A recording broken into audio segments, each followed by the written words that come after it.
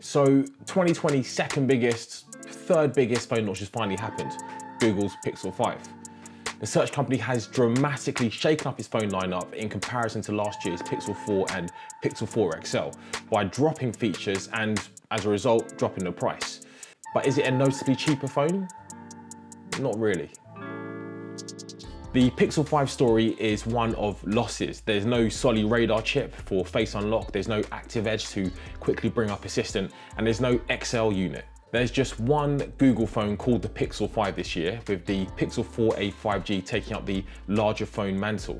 But that doesn't tell the full story. The Pixel 5 is a bit of a hybrid between the Pixel 4 and the Pixel 4 XL in terms of size with a 6-inch screen. And honestly, I'm not really missing the extra 0.2 inches. It feels like the Goldilocks phone. It's a good size screen and it doesn't feel too compact. That's true across the device. It's lighter than both the Pixel 4 XL and the smaller Pixel 4. It's also marginally slimmer than both of its predecessors and it weighs less. Google has dramatically shrunken down the phone. The new rule at Google HQ clearly is pay less and get less phone, but in a good way, maybe. It's a dainty, light, unimposing piece of technology. In typical Google fashion, it's all very understated. The fingerprint reader is an ever so slightly sunken blemish on the back of the phone, and the camera bump doesn't look like Samsung's giant pill. And for the first time, there are virtually no bezels on a Pixel phone. To make that happen, Google built the top speaker into the screen, and it sounds, well, it sounds how you'd expect. It's a bit tinny, it doesn't really have the clarity of the bottom speakers, but it at least works. Google also ditched the solid radar chip that its advanced technology and projects unit spent 4 years developing, which means 3D face unlock and gestures are also gone. This is a major omission for me. The speed, ease and marvel of unlocking my phone or paying for things and logging into apps with just a glance, it never really got old. I was also excited at the idea of how Google planned to dovetail its solid technology with Google Assistant. We'll have to see if it makes a comeback in the future. The display is a full HD OLED panel with a 90Hz refresh rate. You can choose either the 60Hz or 90Hz. I always prefer to go with the higher refresh rate because it looks visibly smoother, but it will drain battery faster. My limited time with the device hasn't given me enough hours to properly test how long that battery lasts, but I took it out of the box yesterday at 5 PM. It wasn't fully charged. I played with it, I set it up. I left it on overnight, didn't charge it, and at 5 PM right now, it's on 43%, so I've got high hopes. Across the back is this recycled aluminium material, which Google is calling sorter sage, not sort of sage, but sorter sage because they're so quirky. Honestly, I like it. And in fact, don't at me about this, but I prefer it to glass. There are no fingerprints and it doesn't feel like it's been lubed up and it's gonna slip out of my hands at any, lubed up? Do you wanna use that? It sounds weird, oiled up. It doesn't feel like it's been oiled up, that's worse. That's worse, just cut it out. I just prefer the look and friction from a matte finish and this particular material.